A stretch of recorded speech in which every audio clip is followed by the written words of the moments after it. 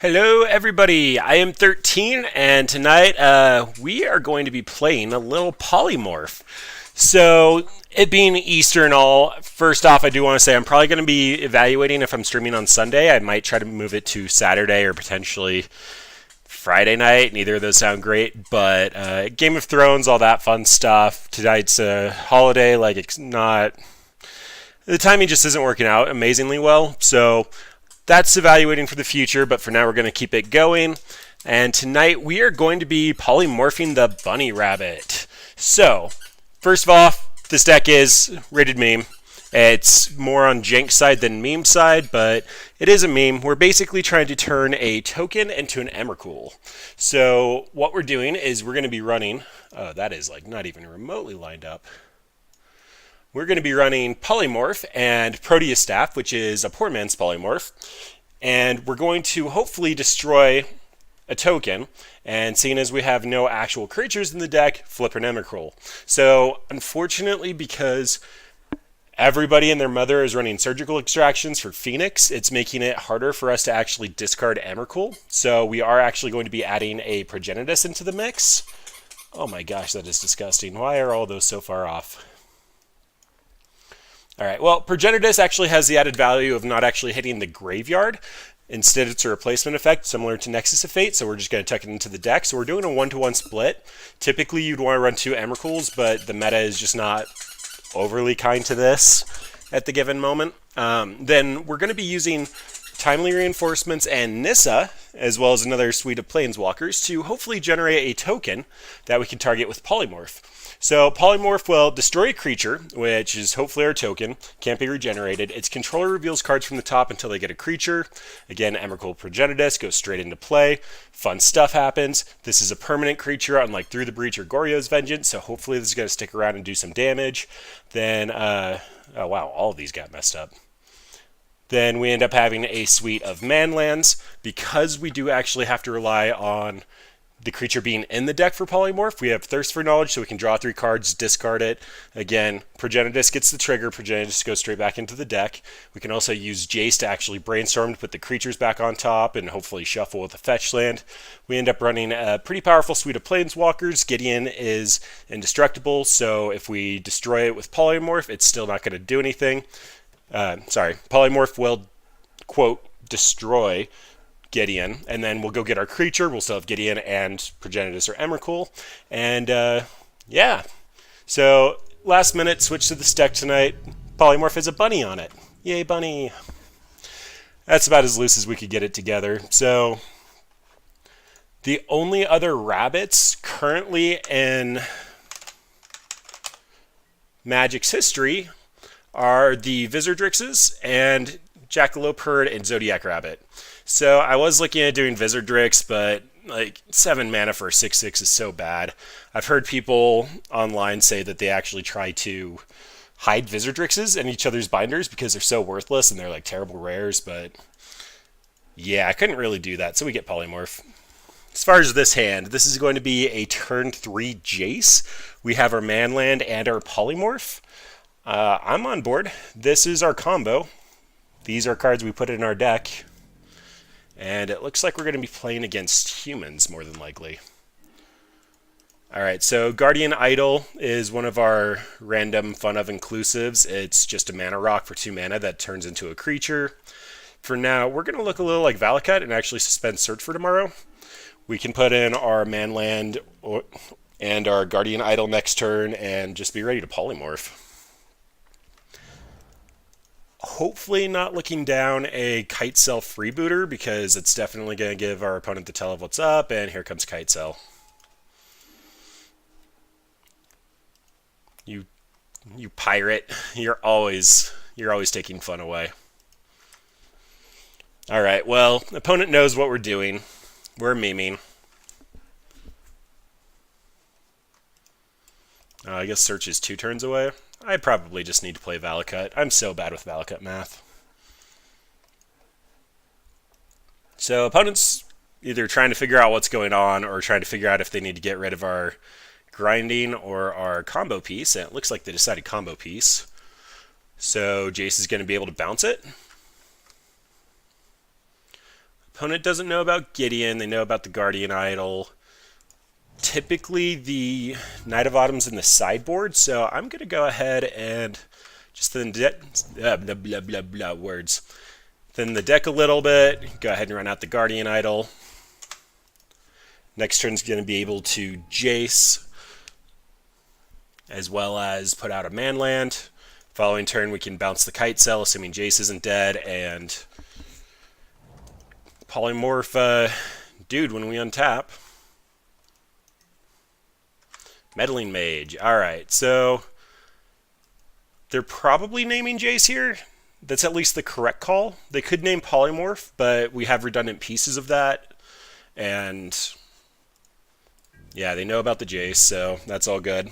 Oh, I punted. I was supposed to get another Hollowed Found there so I could play Gideon or Jace. Oh well. Search can go get our plane, so we're not super punished for that, but that was a mistake.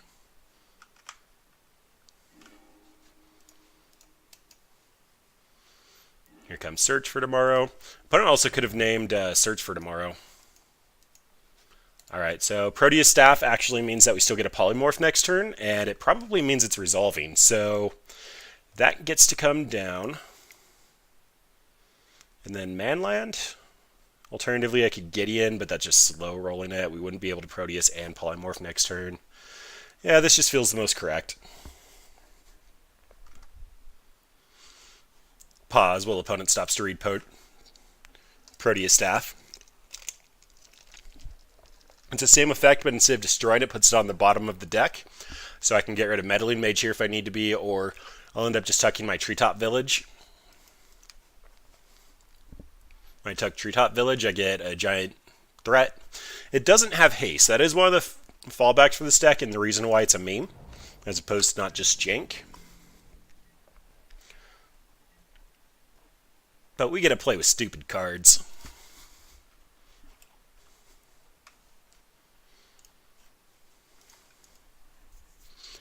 The nice thing now is that everything is permanent based, which means like Thalia doesn't really get us very far. Doesn't take opponent very far. Meddling Mage doesn't really take him very far. Mantis Rider is going to be a beating here, but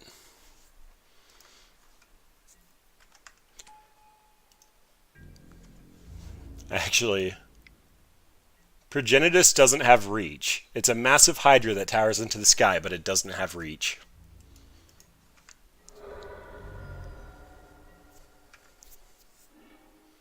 Alright, Timely Reinforcements is actually a super cute one. So we get a Timely Reinforcements and Proteus Staff 1. Oh, Jank is so delicious. I absolutely love doing Jank. Alright, so I need to make sure blue is still available. It is. We need to gain 6 life, go up to 14, get 3 blockers, and have Proteus Staff ready and available.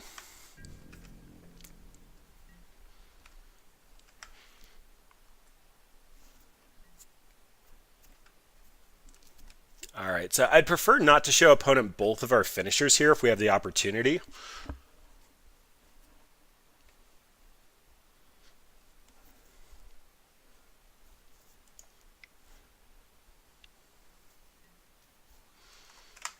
Little late for Aether Vial, but I respect you, opponent. So if opponent actually is familiar with our strategy, what they're going to be doing here is trying to run out a lot of permanents for... Wait. Oh, I can only do that anytime I can do a sorcery? I need to learn to read my cards.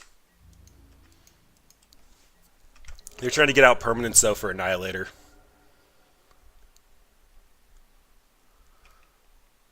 Yep, that's on me. If we lose this one, it's because I didn't actually Proteus Staff there.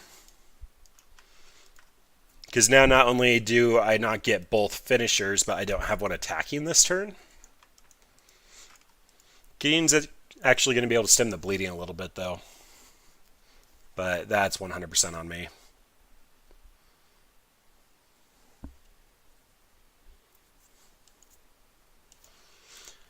Yeah, one of the problems with switching deck to deck is there's a lot of little things that you don't notice, like the last sentence of a card that you probably should have read.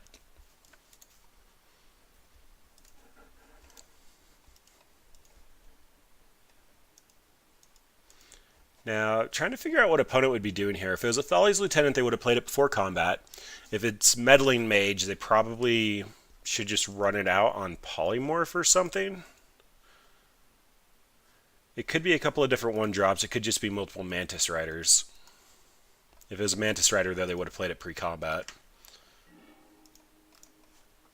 Yeah, I don't really know what to make of that. So, first things first, let's go ahead and activate this big boy, although let's leave up white.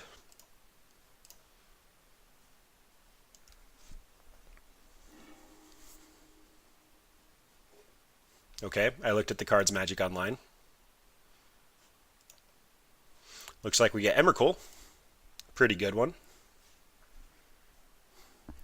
Then if opponent doesn't scoop, I am going to be putting Gideon down.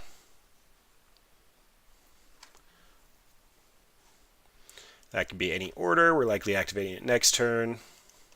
Opponent still doesn't scoop, so that means that I actually do need to put this Gideon out. I can prevent the damage from Mantis Rider. And they should be running out of options here.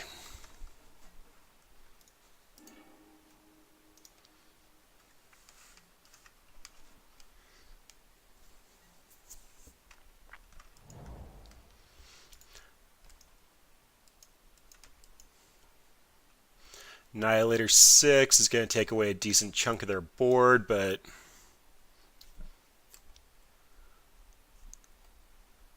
I can't think of anything main board that could actually deal with this. Humans is definitely on the back foot here.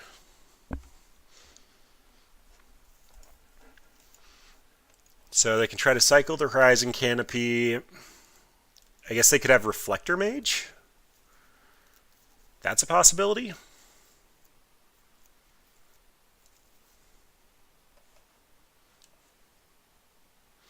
I'm still drawing live to 2 Polymorphs out of the top 26, 25 because I drew.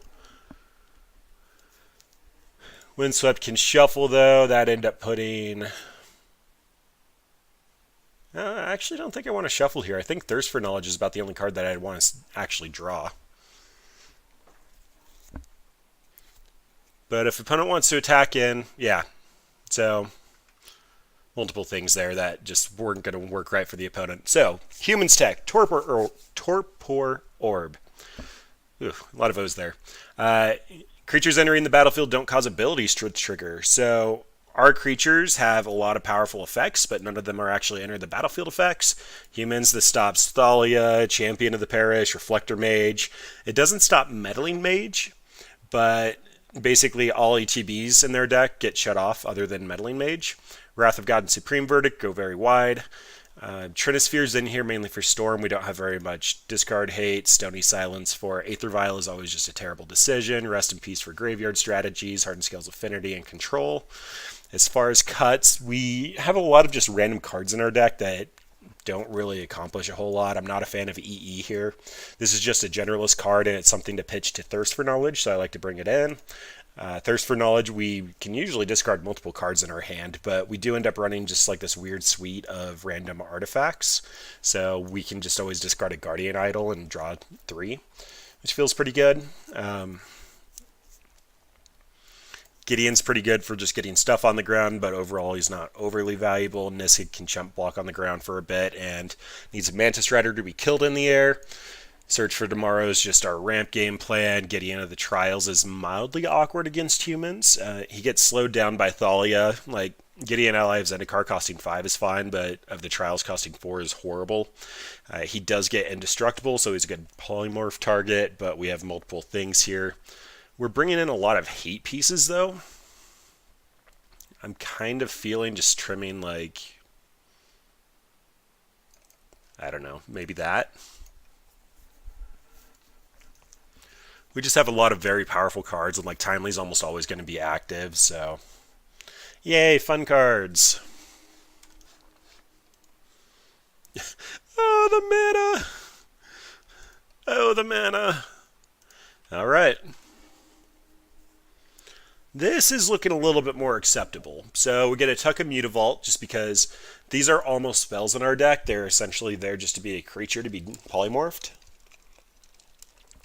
And Mutavault's a rabbit. We've come back full circle. All right, I'm already satisfied. We won a game, and we found out that we do have rabbits in the deck. We can go ahead and keep this, tuck a Mutavault, spend Search for tomorrow, do all the fun things. Timely will keep us in the game. Nissa will be chump blocking for a bit.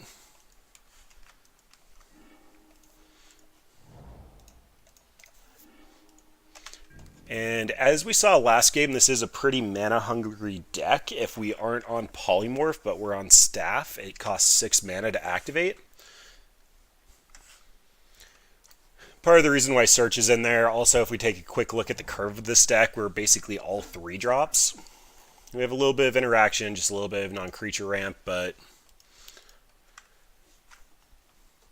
basically need to get to 3 mana before we start doing anything.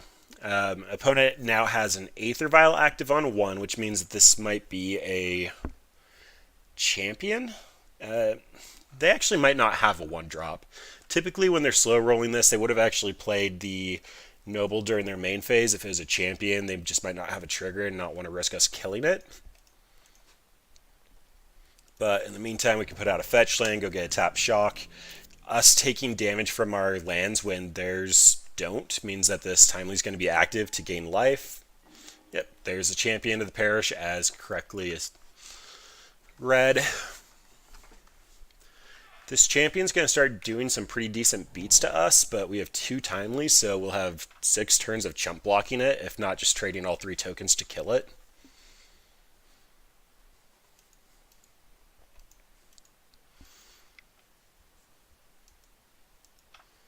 Kimball? Sin Collector. Okay, well, they get to take one of our Timely reinforcements. If they have the Kite sell off the Aether Vial, though, I'm going to be incredibly disappointed.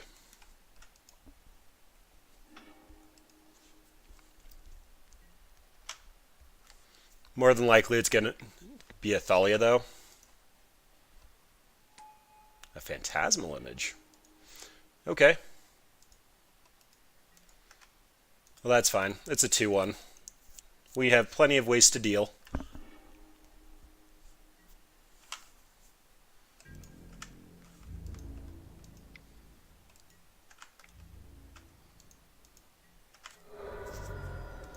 Take our beats for 3. We need blue and white here.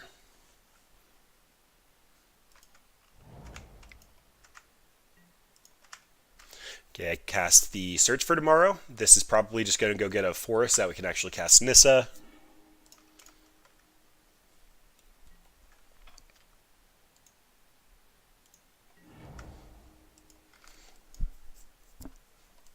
And then opponent knows about everything except for the breeding pool. If we run out Nissa, Nissa's probably just going to die. But that means that they're sending at least 3 creatures at it. It's going to gain us probably 8 life. That's an exchange I'm happy to make. We also get to run out the Windswept Heath, so we get to go get another double Anth in our deck ever so slightly.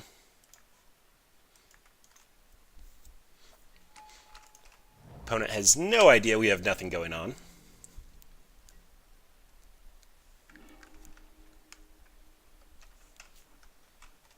We also do have a couple of paths we can draw into.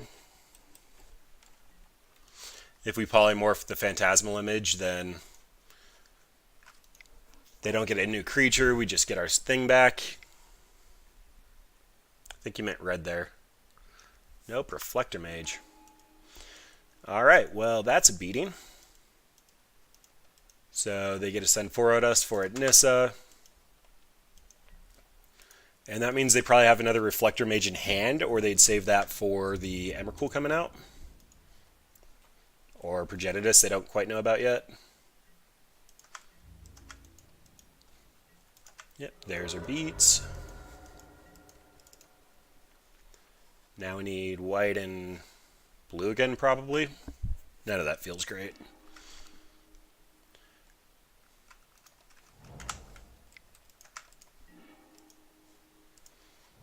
Alright, so currently on the table for 10 damage. So this Mutavault's chump blocking, and this one probably got away from us. Even if we top deck a Polymorph, we won't have enough mana to actually trigger it. Opponent left their Vial on 2, though.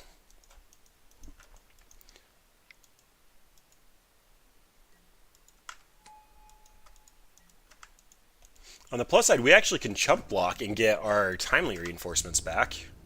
And that'll actually buy us plenty of time.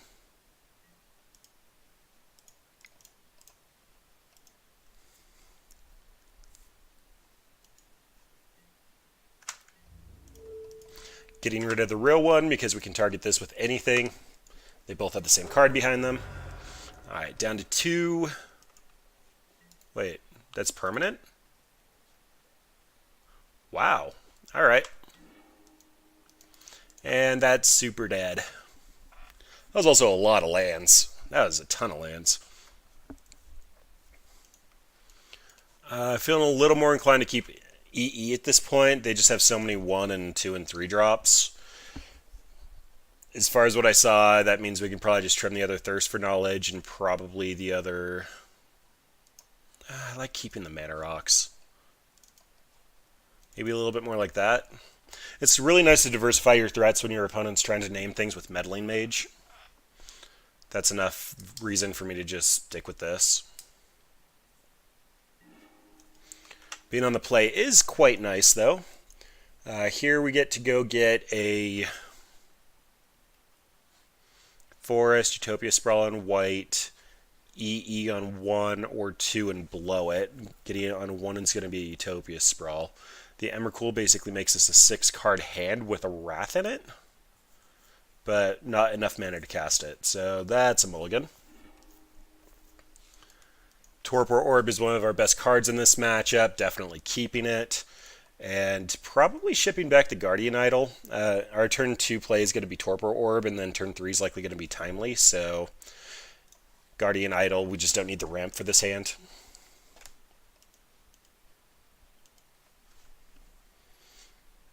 We have considerations in hand for double blue. We have considerations in deck for double white and double green.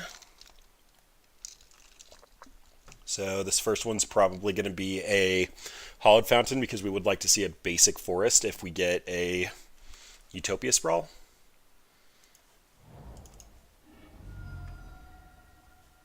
And I want my F6 value here. I've said it before, but it's not correct to telegraph your hand like this. We could be holding a path. It's never correct to path on turn 1. We could potentially be holding an op despite the fact we didn't show opponent 1, but I'd rather just get some F6 value and call it a day here. Then running out Mutavault means that we could potentially have a creature if need be. It also means that we don't need to take a shock yet.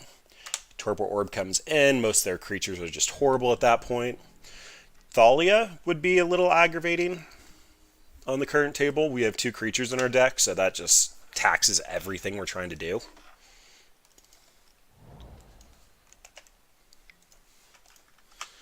Alright, looks like they've got a champion. Then followed it up with a Thalia. Or not. Green-blue. Okay, an image is fine. That means that when we get a... So we need the white here, and we still have no green, so that's going to be a Temple Garden. We're going to have to take the shock, but the shock's going to make us drop below our opponent, and Timely is active. Oh, and opponent is just done. So their champions are basically just 1/1s with the Torpor Orb out. More humans entering won't cause either of them to grow. This half of Timely is just going to be able to chump block for days. We had Jace and Gideon coming. Like, we're actually going to be able to outvalue them on the ground, despite the fact we have no regular creatures. Jace was eventually going to lock them behind enough card advantage that we were going to be able to find a polymorph into a giant threat. I'm assuming opponent's hand wasn't great there, but they probably would have had a shot if it was. It's kind of nice, though, when you take a terrible deck vaguely based off of rabbits up against humans and it does a decent shot. Opponent is rocking the Domri icon. Oh, this hand does like nothing productive. This hand looks like a terrible Bluetron hand.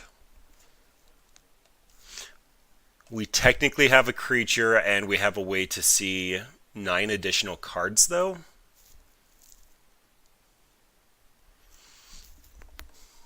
Oh, we can have so much more explosive starts. Depending on what matchup this is, this would probably be a fine hand, just because we can go get a shock tapped, and then we can Guardian Idol, and then Thirst for Knowledge, and just see a ton of cards, and potentially eventually polymorph the Guardian Idol.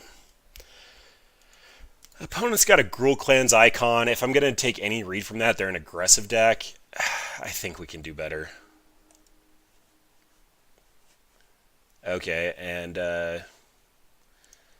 I'm keeping this on the strength of EE. We get to tuck Progenitus back into the deck. It also goes to the bottom. We're going to shuffle before then, but it is worth noting that... Ah, it's Zoo. Look at that. Good read.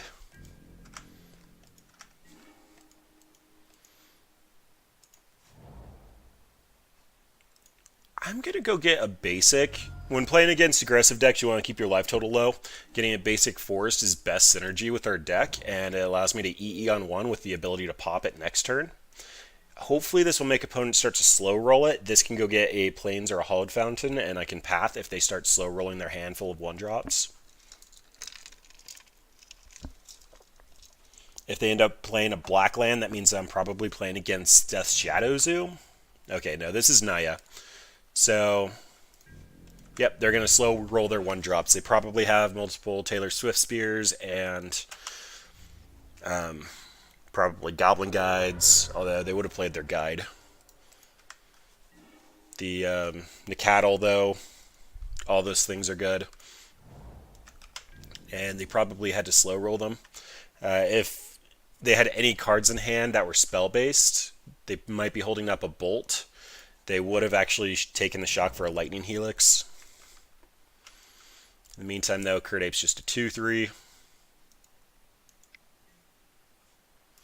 Spellbreaker. Okay.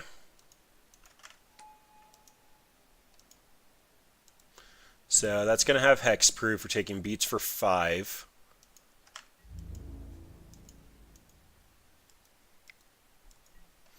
Alright, well, I'm going to be taking 2 damage from the Kurt Ape anyway. I'm just going to blow EE here with intent to actually path the Spellbreaker.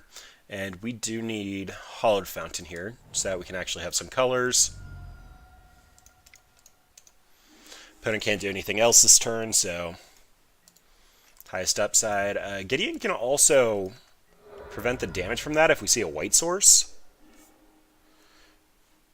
Nope, we redrew into Progenitus. Okay, not getting a Temple Garden here is punishing me at the given moment. I can path that. Alternatively, I can put out the staff and... Oh my gosh, how bad would it be to actually... No, that doesn't work. I was thinking I might potentially be able to chump block with Mutavault and path it, but that is trample anyway, and it just replaced a land with a land, so that's horrible. Bad 13, don't think like that. I can put out Staff, but I'd need 2 mana before I can activate it and Mutavault.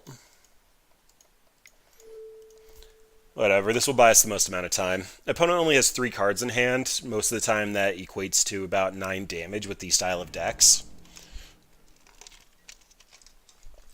But you never know. It also means that we can activate Mutavault and chump block with it. I don't want to go down lands, but... Lame. So lame. White source? Pretty please? That works. That actually works really well. So none of these tokens are probably blocking for the time being. They're going to be polymorph targets. We do run into the issue here, though, where polymorph is destroy target creature. If we try to polymorph it, and they target it with a bolt, then we're just losing that exchange. Token is going to block this. It's going to come back as a 3/2, but concessions have to be made.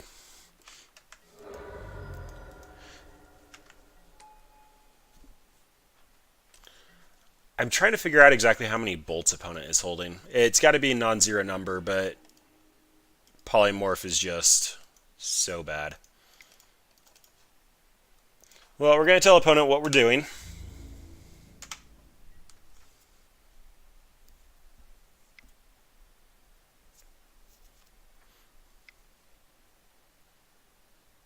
Blood Braid? Okay, that's fine.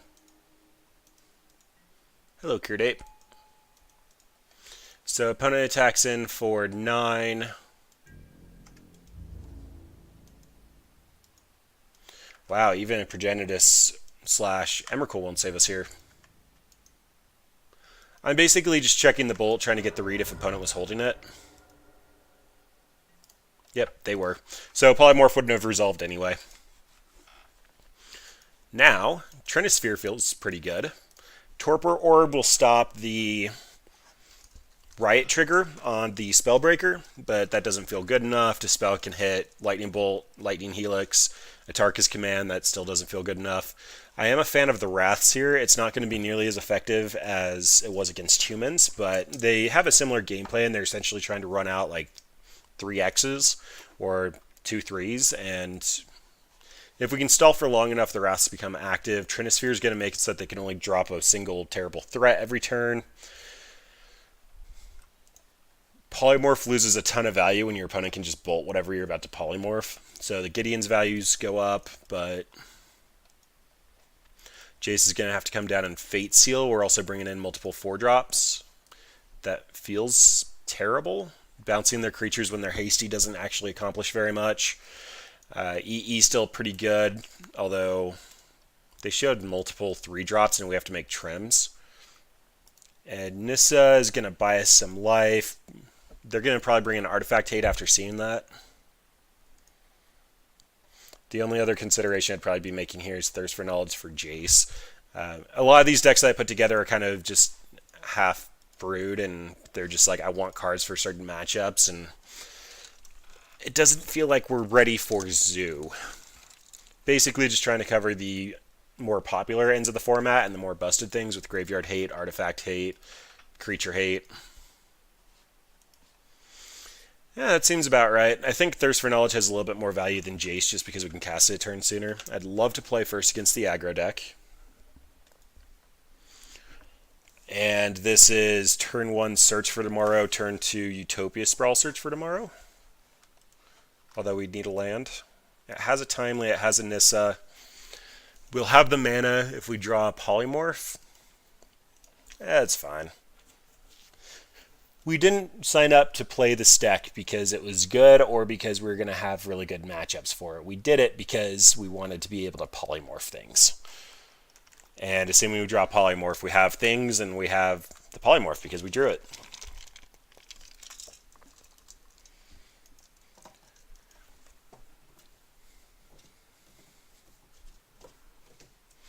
Yeah, Nissa creating a chump blocker every turn seems fine. The Spellbreaker having Trample is kind of frustrating. But in the meantime, we get Forest, and I'm actually going to Utopia Sprawl first. But Timeline is so bad. Search takes 2 turns to go off. Looks like it's going to be Search first.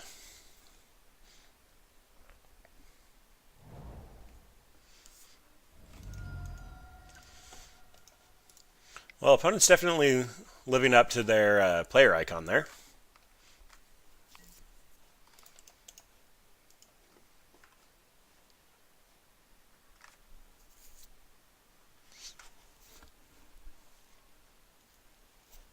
Alright, so Nacattl's probably going to be a 3-3 next turn.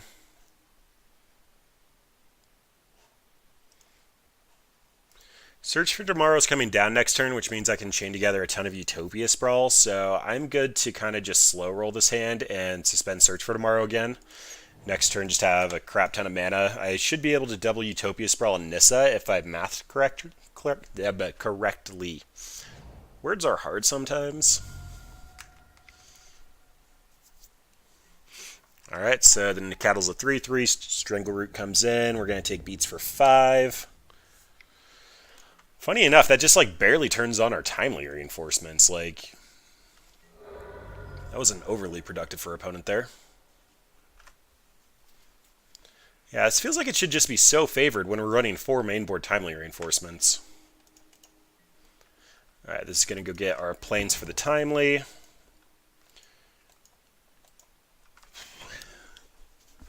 Might have actually needed to be a forest. Alright, well, what are the odds opponents running Skullcrack? I can Guardian Idol and Utopia Sprawl, or I can just Timely Reinforcements, and that should buy me enough time to... Taking at least 5 next turn. It's probably going to be 8. I'm feeling a little cautious. I'm going to be safe and just Timely now.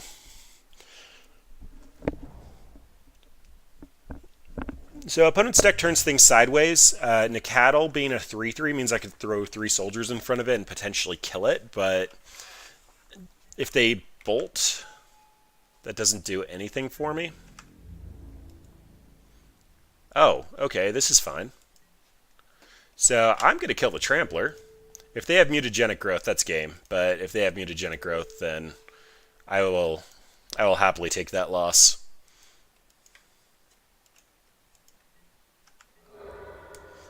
Alright, only taking 5.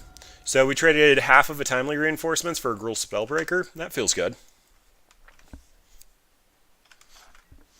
This time I'm getting a Forest because I've played Magic before. I think I put 2 forests in. Yes, I did. Thank you, past 13. That was awfully kind of you. Alright, when you have the ability to, Utopia Sprawl is essentially free. I can green here, Nissa, get a million chump blockers. Opponent's going to have to use a bolt.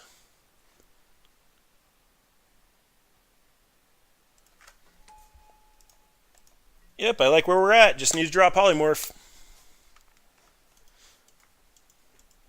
I horribly missequenced that. If I had better options, somebody please tell me, because I'm sure I could have done significantly better there.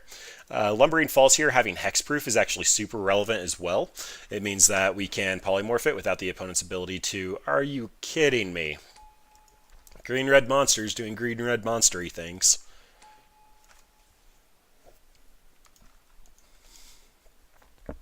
Only having a single green source. I think the first Utopia Sprawl should have just been on green, but I think there's some top decks there that potentially change that.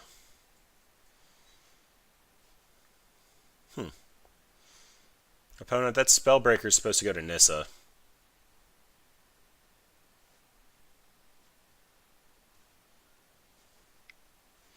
Okay, so Spellbreaker's going to Nissa, and Nikadal's going to Nissa, which means that works. Odd attack declarations, opponent. Path should mean that Nissa lives for another turn. For Utopia Sprawl. This one's going on blue to activate Lumbering Falls. Lumbering Falls is going to be a 3/3 and hexproof, so they're going to need a way to actually grow their stuff. I can tap these two, activate Lumbering Falls and Path. I'd love a Polymorph deck. I'd also love it if opponent didn't have 3 pieces of gas in hand.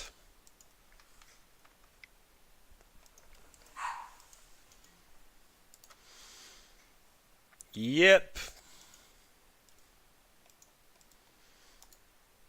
So that means Spellbreaker's big. I gotta see where they attack before I actually do anything.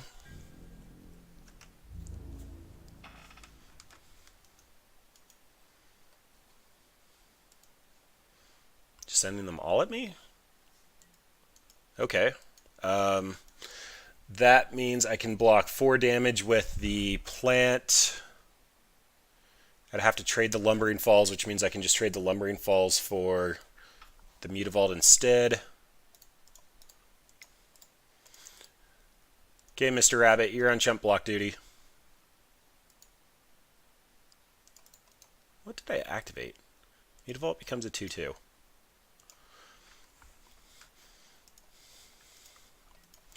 And then Path is actually going after Strangleroot, so I don't have to deal with it when it comes back.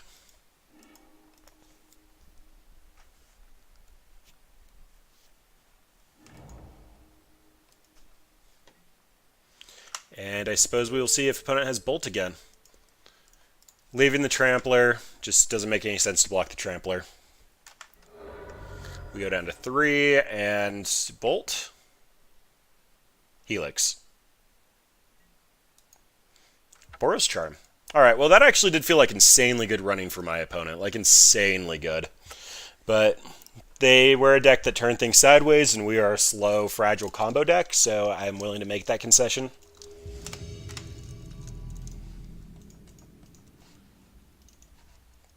Reset match record, currently 1-1. We took down humans, lost to Naya Zoo. Oh, deck, why do you tempt me so? It has Jaces and Polymorph. It has Pseudo Mana. Pseudo Interaction. That can't be a keep. This is technically a turn 3 everything I need, but I'd have to draw a land, and that never works out whenever I try to do it. Alright, we can keep this. I'm going to tuck the Staff. I think I'd rather have redundant Polymorphs than to have to put 6 mana into this and have a permanent that can be removed.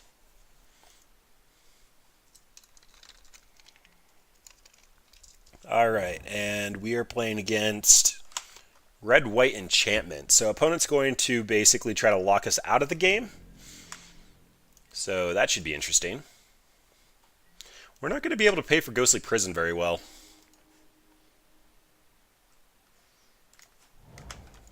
Yeah, I'm not actually seeing how we're going to beat this. We're going to have a really, really quick win, and this is technically a turn 4 Emrakul / Progenitus. So hopefully opponent's just on a weak hand.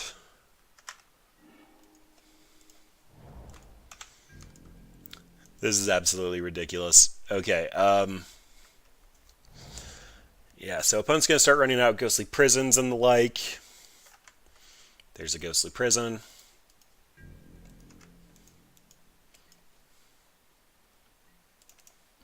Opponent also looks like they might be on a Blood Moon plan, so I'm going to go ahead and get a island here. Because we'll be able to cast Nissa off of a dual land. And then I need to cast Polymorph. I guess I could have waited until draw step, but that's fine.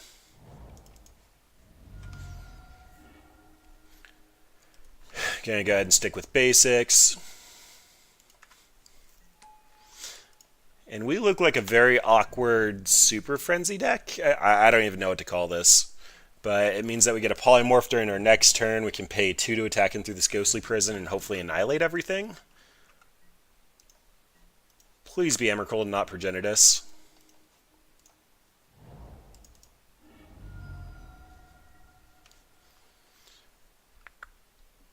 Get the other basic, just because I'm feeling cautious. I don't actually know if that list runs it, but they probably have Path. Oh, okay. What do we get? We got Progenitus. Lame, we could have done better. I acknowledge I see the cards in front of me. And I'm going to go ahead and get my next plant out, in case we need to Polymorph again.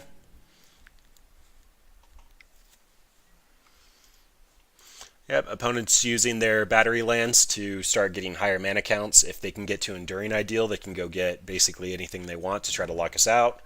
Progenitus having protection from everything is pretty good, but we're eventually going to have to start paying an absorbent amount of mana to try to attack in through Ghostly Prison and Sphere of Safety.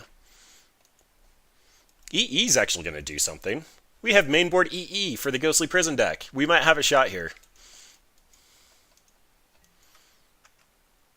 Oh, bull crap. Ruined Halo. Protection from Progenitus. This is protection from everything, including Ruined Halo. There are jokes about this having protection from rotation.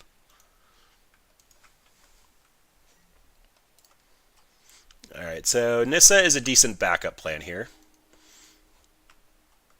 In the meantime, let's go ahead and check to see if opponent has another Ruined Halo.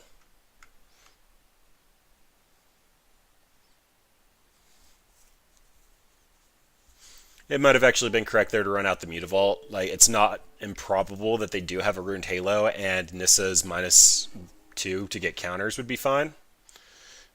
I look at the cards, MTGO.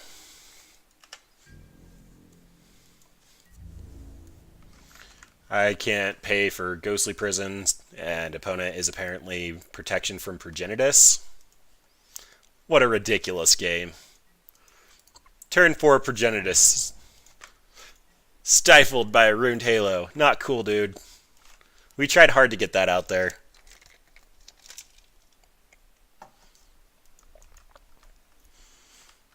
Like, opponent might have protection from Emrakul, but they're still going to have to respect the Annihilator trigger, so... Threatening a Nissa ultimate, we're just going to draw a ton of cards, gain a ton of life.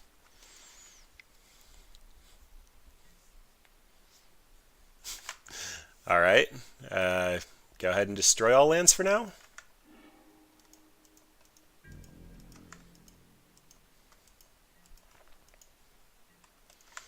That only buys you a turn, opponent.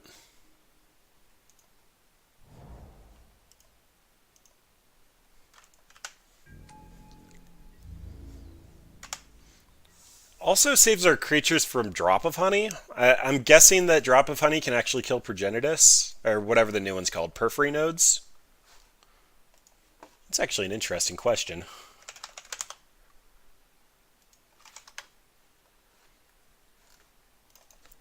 Come on, Scryfall, cooperate with me. Okay, yeah. Opponent saw their draw step, realized that wasn't going to work. Alright,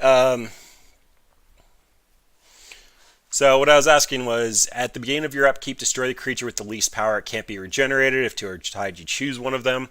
If there are no creatures in play, sacrifice it. So protection is that can't be damaged, equipped, blocked, or targeted by. This doesn't target. So Periphery Nodes can destroy Progenitus. Lovely. Alright, so that's quite bad.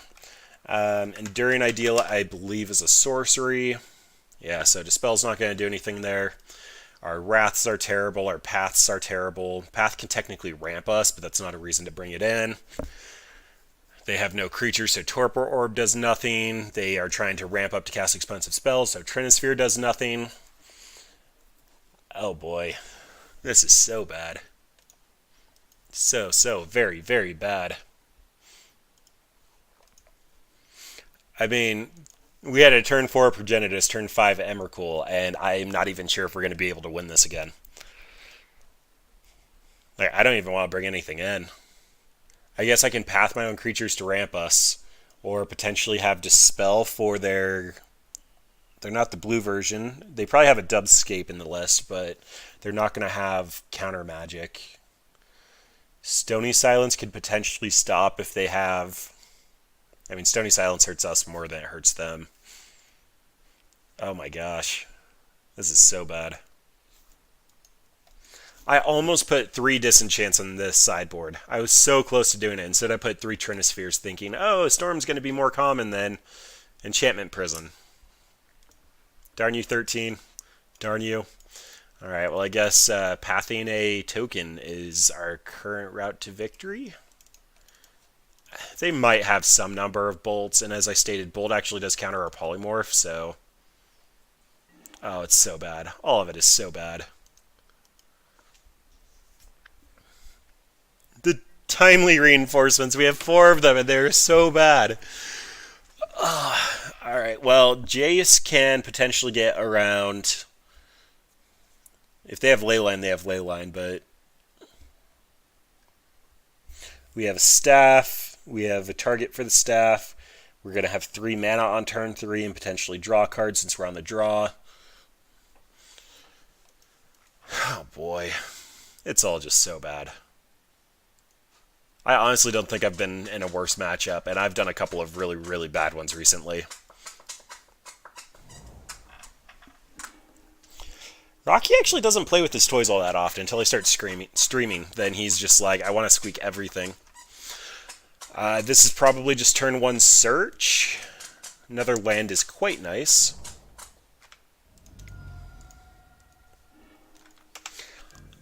I mean, we could have tried to mulligan to get a Utopia Sprawl to get our ramp out a little bit faster. Stony Silence does stop the Lotus Blooms. They also potentially have the Pentad Prisms, but that's less common. The Lotus Blooms help them cast Enduring Ideal on turn 4.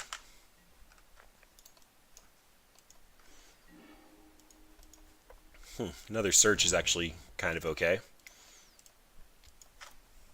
Basically trying to ramp opponent into our slow combo decks. Not having a Leyline means that Jace is potentially an out here, especially with the Ghostly Prism. And I need to get white, so we're going to go Hollowed Fountain. Still sort of expecting a Blood Moon out of opponent, especially with 3 planes.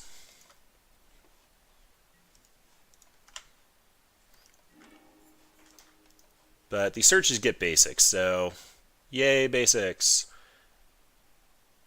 I think I'm more concerned about having a basic forest at the given moment. We already have the double blue for Jace. Mutavault's likely not going to be attacking in. Windswept can actually get me a basic plane, so the last search can get my island. Jace. Alright, now I'm playing a dangerous game because I don't know what opponent has in hand. If they just Enduring Ideal, it doesn't really matter. No, you can definitely draw Overwhelming Splendor. I'd prefer that's in your hand.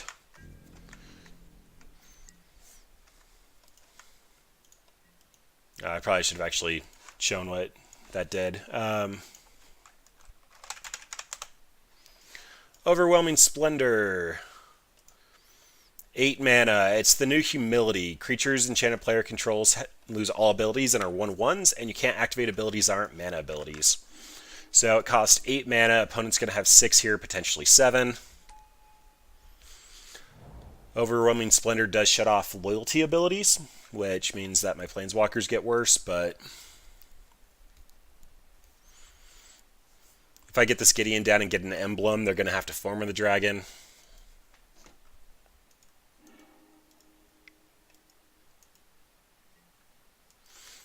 Sphere of Safety's fine.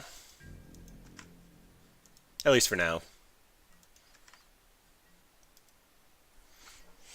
We can go get our island. We'll have 6 mana. We can Proteus Staff.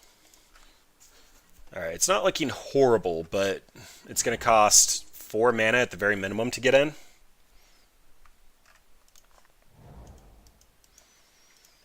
Alright, well, Utopia Sprawl's free. And seeing as we don't have another basic, going to go for white.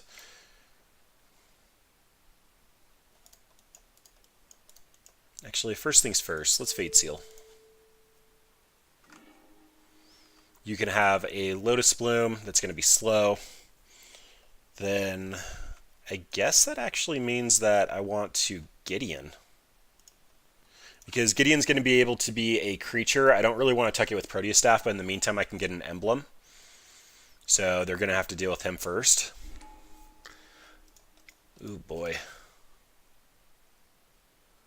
And opponent's never going to have more creatures than us, so this Timely's never going to be active. Which means I do need to get a creature. But Jace's primary game plan, if they have a Leyline, then at that point that means we can start brainstorming for a... Or that works.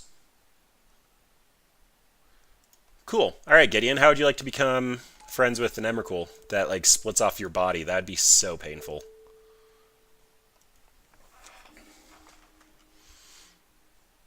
We look at the cards.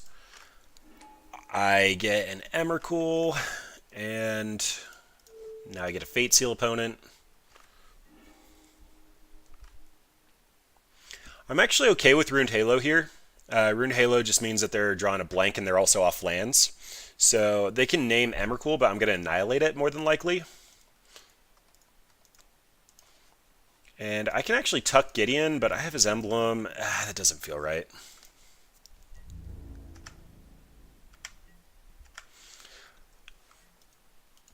It's also possible that I start getting towards an infinite loop where I can just bounce Jace, or bounce Emrakul and take extra turns. That might have been a mistake. Now it's going to cost 5 to attack in. About a half 5. Okay. So I still get to annihilate your board.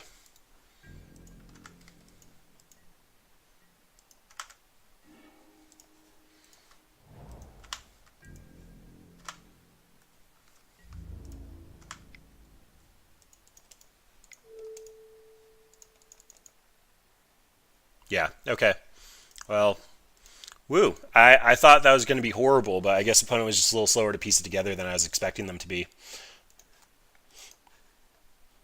Apparently, Annihilator 6 is a really good effect. Like, opponent didn't even try to call protection from Emrakul. They were just worried about me fate sealing them out of the game, which kind of already happened.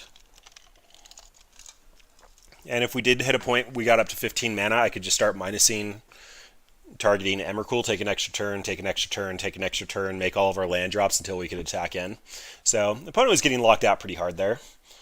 This deck has been a thing, though. The fact that we have a Progenitus and Emrakul was probably a decision mistake on my part. I ended up making that decision because of Surgical Extraction and being able to remove our only win condition, but Progenitus has shown itself to be a significantly weaker card in our matchups. But we're already doing better than I was expecting, so we're here. This hand has a turn 1 Utopia Sprawl, a turn 3 Staff, a turn 4 Polymorph, and we have a Mutavault that we can eventually start activating. It's a little bit on the slow side. We also have the Emrakul in hand already. That's slightly awkward. So we would be drawing into a Jace or a Thirst for Knowledge to get Emrakul back out, although Progenitus can likely go the distance. We do have one of our ramp hands, like a turn 2 Staff. It feels quite good. We're on the play. We have some options here. But Polymorph. Turned a bunny into Progenitus. That's some big magic there.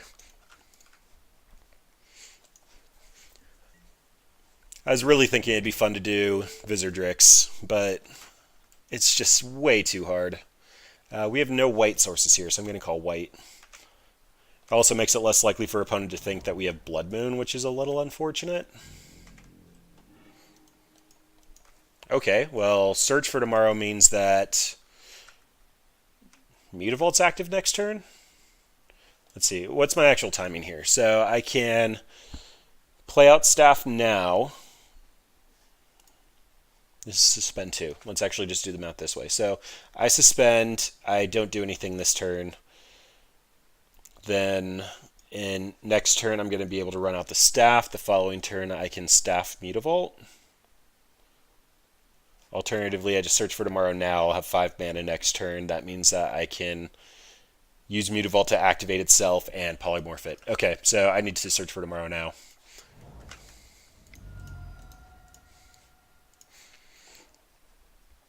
I actually would have missed that line. Mutavault can turn itself into a creature and then I can Polymorph it. Okay, so I have white. I have plenty of green. Drawing Jace would mean I can put Emrakul back in my deck, so I think that means I need my double blue.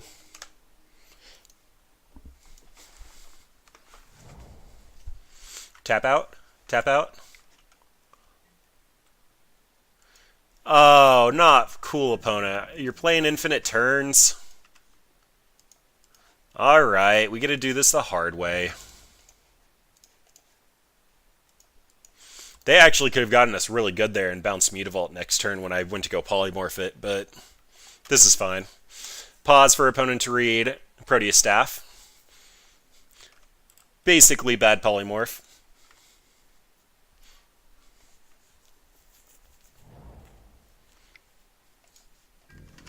Alright, so opponent has another Boomerang. That's good to know about. That means that I have to Guardian Idol this turn.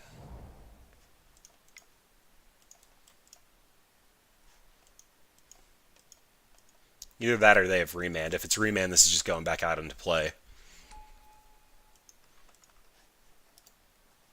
Yep, so I can pay 2 to make that a 2/2. I can pay 1 to make that a 2/2. And then I've got Polymorph, the Proteus Staff. They're going to start taking a lot of extra turns here, though.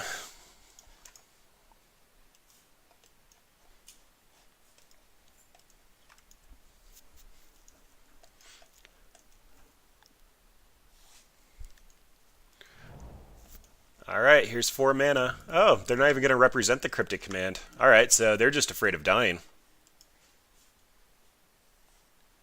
Having an extra staff means absolutely nothing to me. I can attack in with Mutavault and have staff post-combat. I am not very happy about any of this.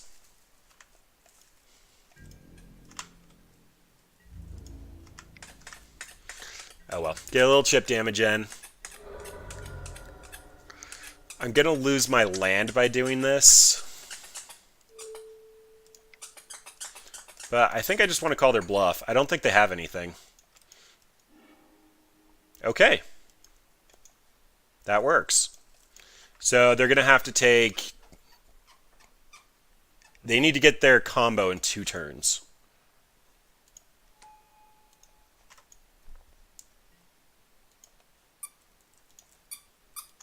On the plus side, the Progenitus actually means that it won't be bounced by Eye of Nowhere, which is mildly relevant right now.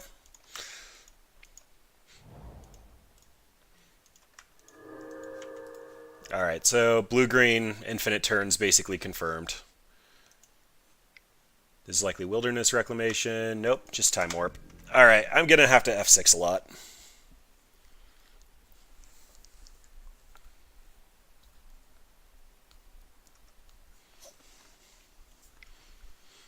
Unfortunately, opponent hitting this point likely means that they just have the ability to go off. Although that is unfortunate. They didn't get a Miracle their Temporal Mastery. They are holding up Cryptic Command. I'm not going to give them a target for Cryptic Command. Just going to go ahead and start attacking, see if they want to bounce something. Oh, okay. No Cryptic Command.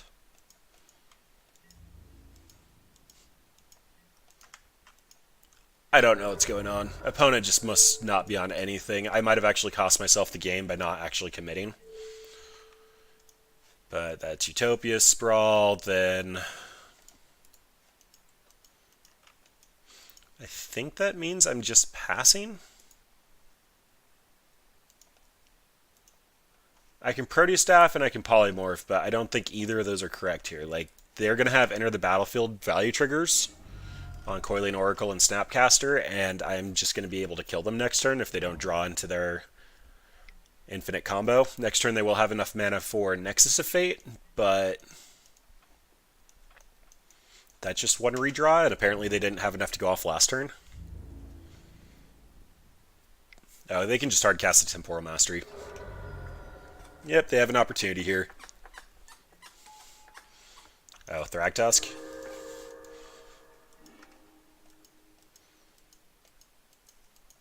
Oh boy. Alright, so I can Polymorph.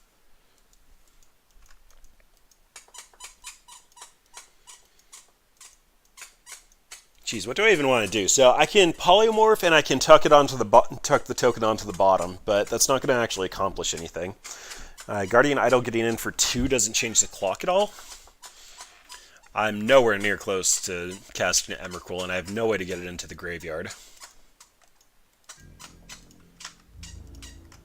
Funny enough, I can activate Proteus Staff to actually block with Progenitus as well,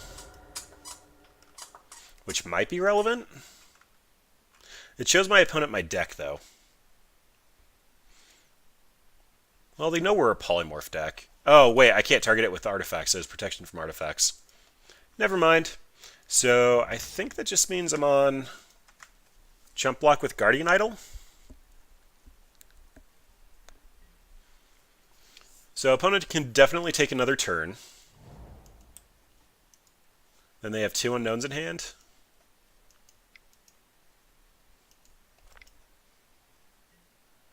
Yep, there's the extra turn.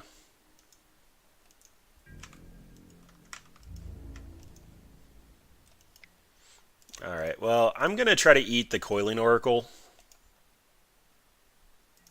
I probably should have done that last turn. But this doesn't significantly change the clock at all, and then I can still jump block Thragtusk in the future. It just means I'm taking 2 less damage between this turn and next turn.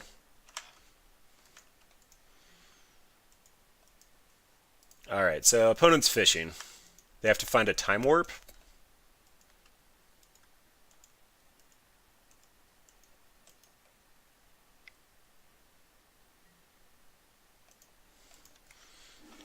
Alright, well, exhaustion does buy them another turn.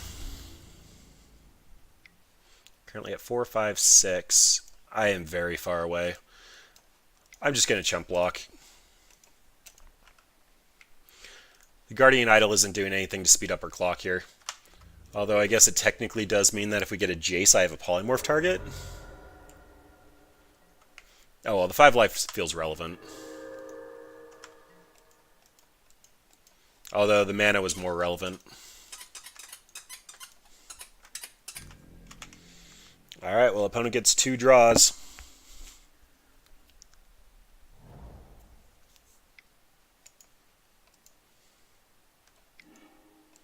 Alright. They get 2 more draws. They need 2 more extra turns before the Thragtusk kills us.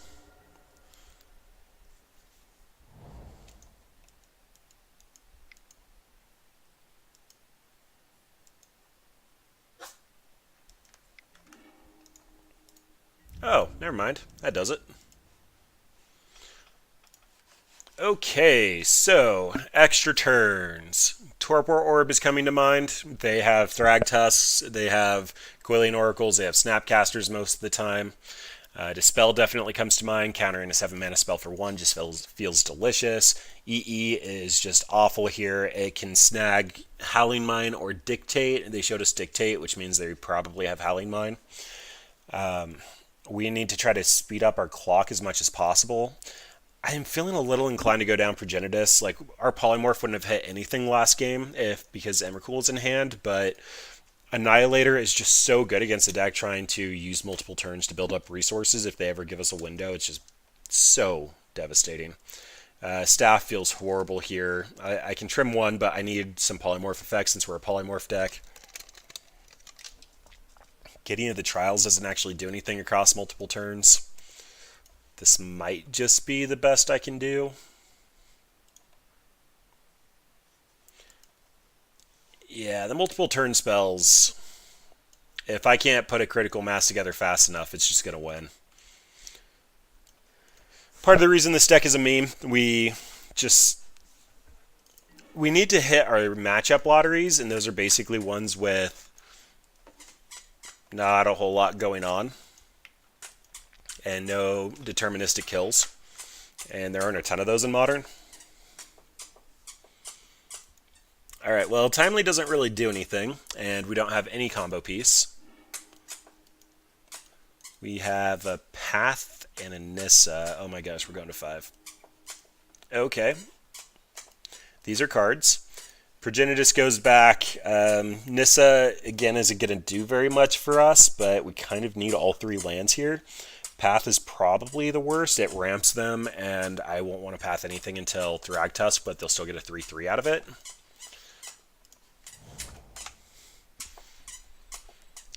Yeah, not overly excited about this so far.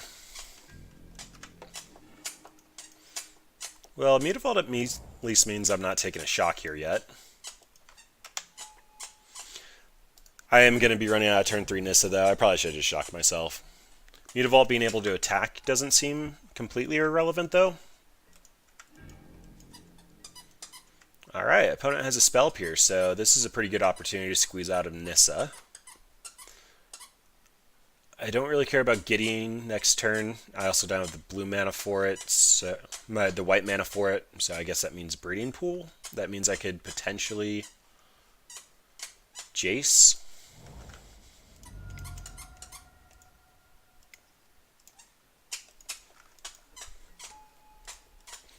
Alright, well, opponent, you have things going on over here you need to deal with. A good Polymorph here would be good, too. We have mana to Polymorph. Alright, and Steward of Elements. So opponent's going to be setting up pretty quick now. That also means Treetop Village is going to go hitter. Hopefully opponent doesn't see that line and ends up trying to get rid of our plant token with Coiling Oracle. That works. So, yay. We'll hit the non-summoning sick one.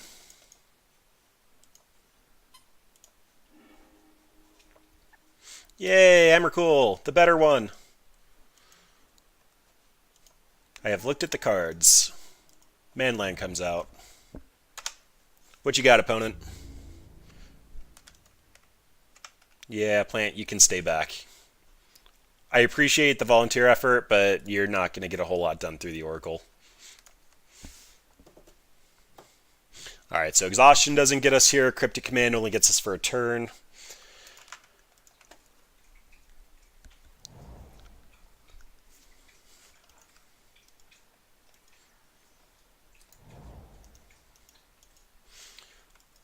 Not sure if opponent's trying to get up their permanent count or if they actually think they have an out here.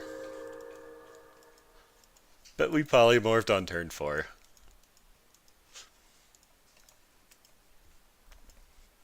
We were actually pretty close to doing it on turn 3 if it was in hand. Alright. Opponent, let's have that one.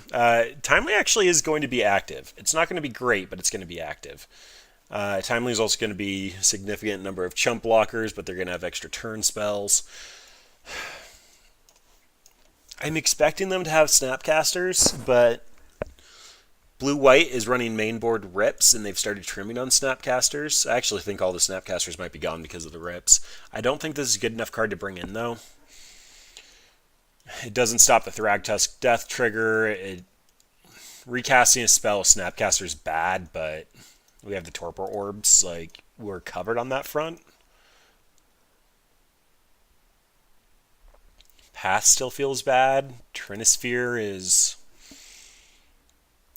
would make their Miracle cost 3, but we would have to be on the play for that to even matter. It would make it so that their Coiling Oracle costs 3. Nessa's going to cost 3. She already costs 3. Wow. Okay, ship it back.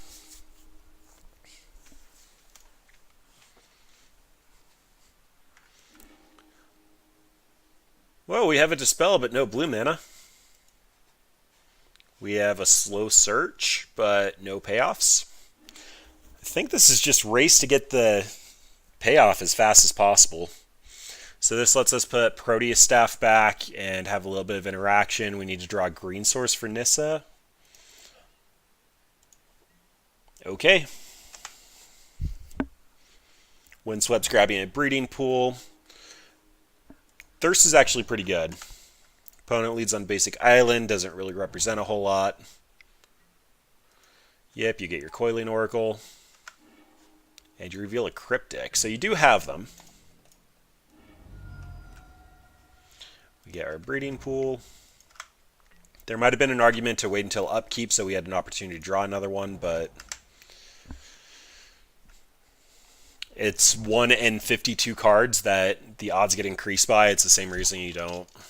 It's more correct, but the odds aren't significant enough to make a difference. The 2 life is probably more relevant than the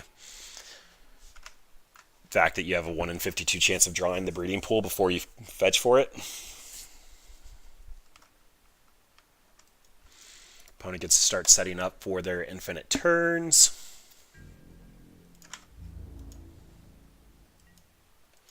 Opponent learned not to attack into the Mutavault. Oh boy. Golly gee willikers. Well, I would keep this hand again. That doesn't necessarily mean it's correct, but I'd keep this hand again. We're not going to be able to kill the Nissa with just Mutavault. I also just shut off Cryptic with the Dispel. Ooh boy. Alright, so Oracle's going to ramp them up. They have their next turn spell. It's a sorcery, so I can't even counter it.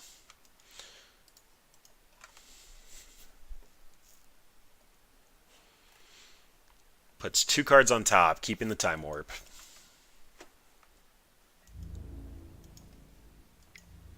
Alright, well, because of this combo, opponent's basically drawing 2 cards every turn. We miss our land drop.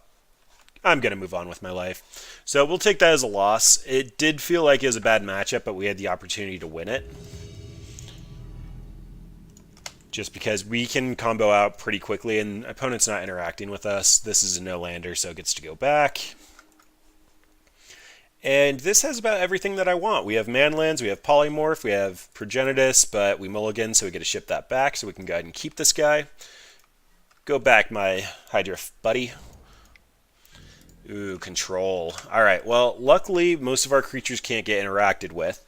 Unfortunately, though, this is likely Terminus, which can deal with our creatures, but we can just keep polymorphing new threats, so hopefully we get some stuff done.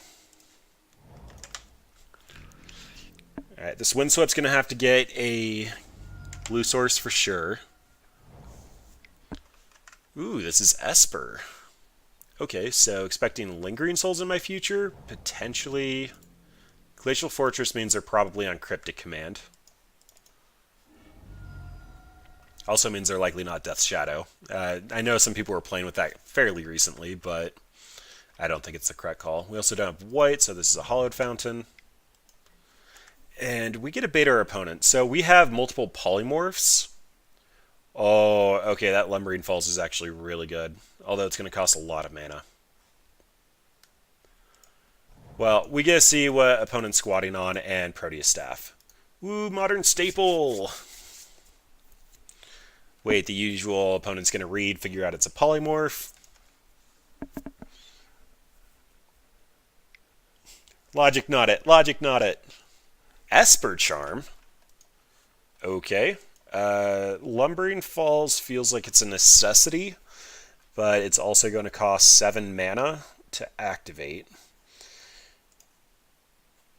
They can destroy our Mutavault with land stuff. We have the staff. I think it's a polymorph and a Lumbering Falls. Esper Charm, though. Okay. This was a thing like way back when. Instant speed, target player discards 2 cards is pretty good. Well, that Field of Ruin is telling me that I can't do what I was planning on, so that means Guardian Idol comes down. Guardian Idol being another polymorph target. The opponent apparently doesn't care about Guardian Idol.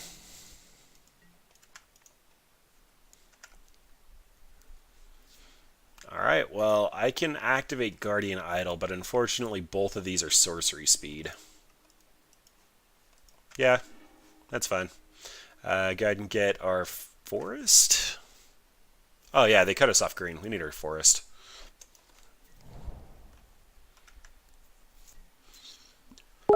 And opponent is representing Cryptic Command. Sriracha, yeah, you can go ahead and post it there. I'm reading the chat. Was the Esper list the Esper control? That's a little spicy.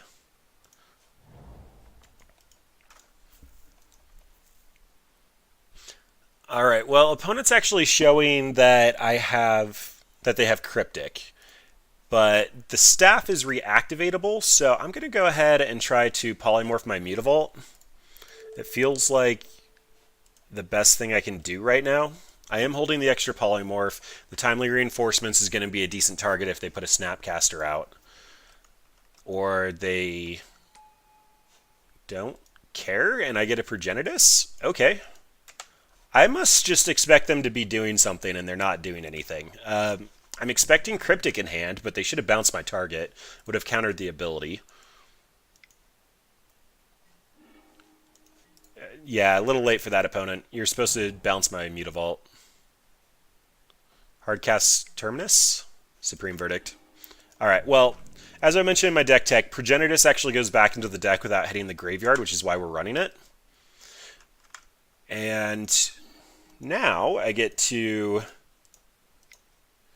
Mutavault again. And negate check you?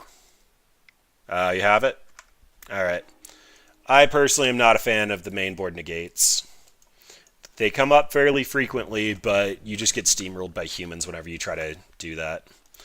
Alright, well, they are holding a ton of cards here. EE.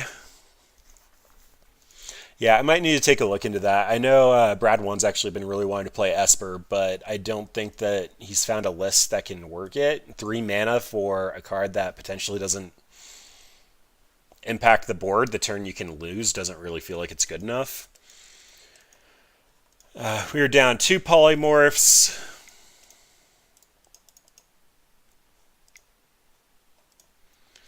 We're down...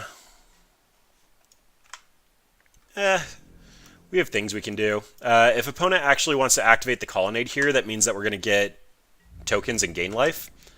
So hopefully they activate their colonnade and block. Nope, guess they don't care.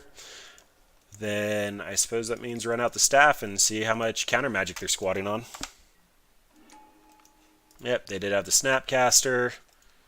They're even going for the negate. Or the cryptic. Turn off auto yields. Oh, wow, yeah, they're going deep. Well, opponent has officially positioned themselves in winning territory. But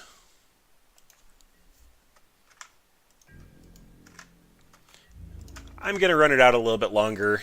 They have colonnades and tar pits and all kinds of things. They only have 2 cards in hand. If they run out their Snapcaster and they actually keep their Snapcaster out, our Timelies are active. But Guardian Idol isn't going to get us very far.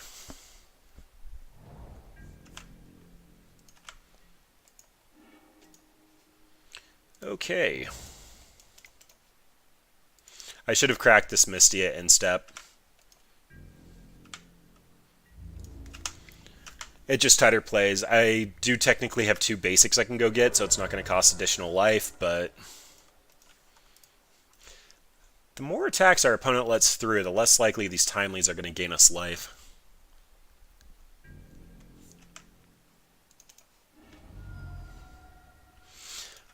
The funny thing is, we have nothing going on, but opponent's actually respecting the fact that we can just polymorph and kill them. If we get it done with creature beats, I'm going to be so happy.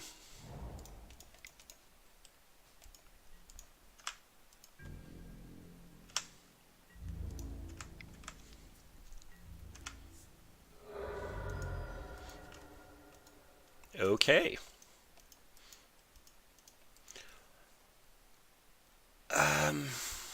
I'm going to try to bait opponent here and EE for 2. I'm not going to be able to timely at instant speed, but this is going to make it so that future search for Azcanta is offline, which is actually relevant. And it also means that I can shut off their Snapcaster, so them using it as a flash blocker is not going to be nearly as effective. Oh, punished. That's sad. So opponent just secured the waste for 8. So they get 8 tokens. We can timely. We had an answer in hand, but I got greedy and ran it out expecting a better win condition out of opponent than timely reinforcements.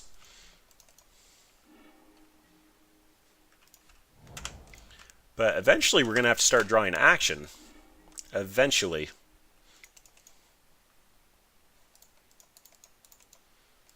So here's timely. It's going to get countered.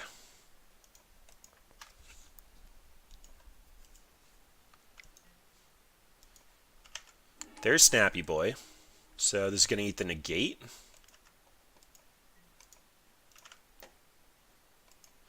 I'm also keeping this Utopia Sprawl in hand. It is technically free, but keeping the Utopia Sprawl as a discard target in case they try to Snapcast or Esper Charm.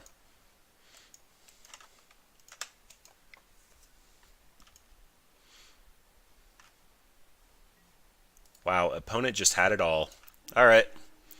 So, control. Again, we're not very favored against control. Dispel comes in, being able to pay blue and counter secure the waste is fantastic. Torpor Orb's a consideration, it stops Snapcaster Mage. Trinisphere is just bad, they want the game to go long, they're probably going to hit their land drops more consistently than us. Opponent having general board clears is actually really bad for our plan. I added these in here for humans, expecting to be able to get like a 3 or 4 for 1 and then try to do my combo afterwards. This can actually answer this, which is really, really bad. I kind of mentioned it with Terminus. Terminus being able to put all the creatures on the bottom of our deck is super bad.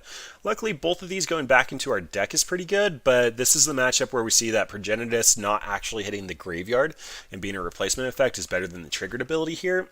Opponent did see Progenitus, but if we only had Emeralds, they could bring in Surgical, and our Polymorph game plan is just completely out. Needing to cut 4 EE for all the tokens is still a very solid game plan. Nissa doesn't really do a whole lot, but it's a must-answer threat, and it comes down on turn 2 if we see a Utopia Sprawl. Thirst for Knowledge is a pretty decent instant. It will actually let us get back up to card parity, but we're potentially going to have to discard any number of the artifacts that we brought in. The staff is good. Being a permanent is bad. They're potentially going to have any number of enchantment and artifact removal. I'm expecting detention spheres at the bare minimum. They did see a lot of our deck when we polymorphed. I think they saw a couple of our planeswalkers, so they're going to have permanent solutions, and so I'd rather trim on those. Plus, they actually did answer this. Timely reinforcements, they're going to try to kill us like they did last game. It might just be that. Timely reinforcements is their big finisher. They could also potentially be running Entreat the Angels, but regardless, it's going to be an in-step thing, and we're not going to be able to timely reinforcements to get much value. We saw opponent just take several beats, and then they finally decided to commit for the kill. Yeah, rough stuff. Okay, this is going to be a turn 1 EE on 0, search for tomorrow, and we have our combo. It's through the staff, so I'm not overly excited about that, but they're cards, they do things. You can only request so much when you're running Polymorph in Modern.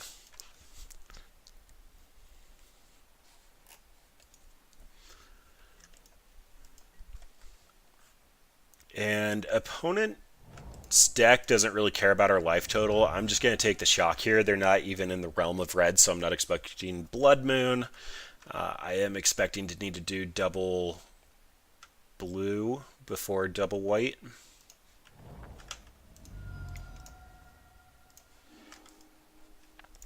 And then EE now so that it can't be countered. It just takes the token game plan off. It means that they're going to be less inclined to do things to secure the waste.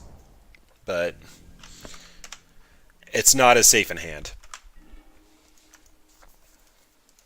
Alright, well we don't have the extra mana, so Treetop comes down.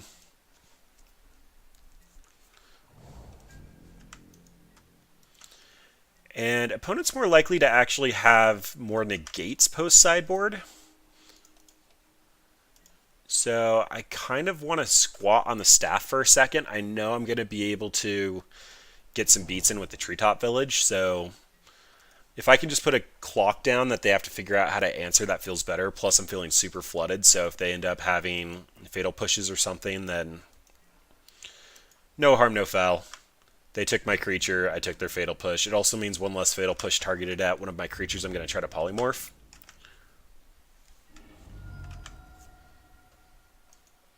Yep, expecting fatal push. Oh, they didn't even get black. Really? Okay, well that's better. That actually does answer a lot of our bigger threats. Then in the meantime, run out Breeding Pool. I can't do anything else. Blessed Alliance is some spice. They must have played against some Bogles in their recent past. Oof, so many lands. Alright, well, I'm expecting to get countered, but I've got to start working with what I've got, which is a single card. Opponent's going to have better filtering than us. They're going to have a better long game than us.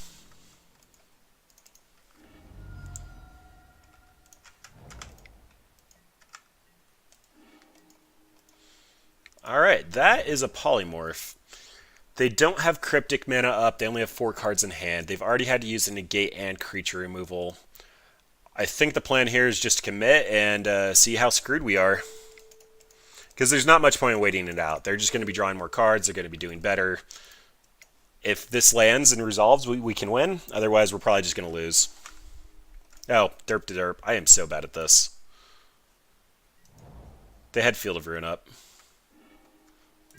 Oh well, I'll move on with my life. So, yeah, we got to the end of that, and you can see Polymorph doesn't really work. We ended up adding 2 Lumbering Falls into the list for that exact scenario, and the last thing, they'd end up... Lumbering Falls would have Hexproof, but it costs 7 mana.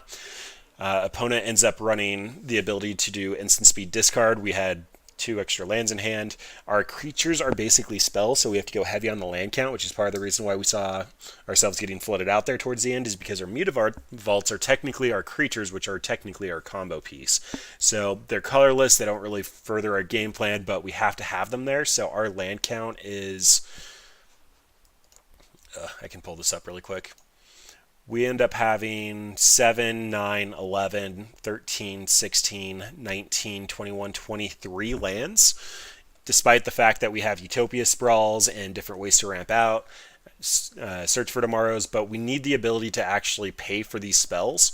Modern is either very disruptive or very fast, and we don't really do well in either of those, which is why this deck is a meme.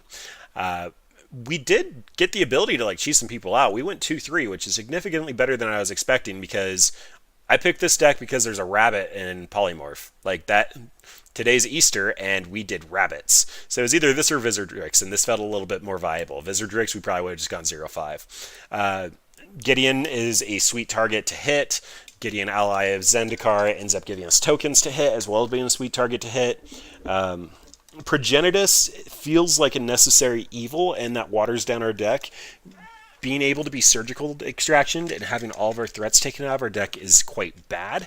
I know that there are some lists that were Jeskai that were running Nahiri, and so you had Nahiri as an alternate through the breach option, but you also got access to discarding Emrakul, and that probably feels a little bit better.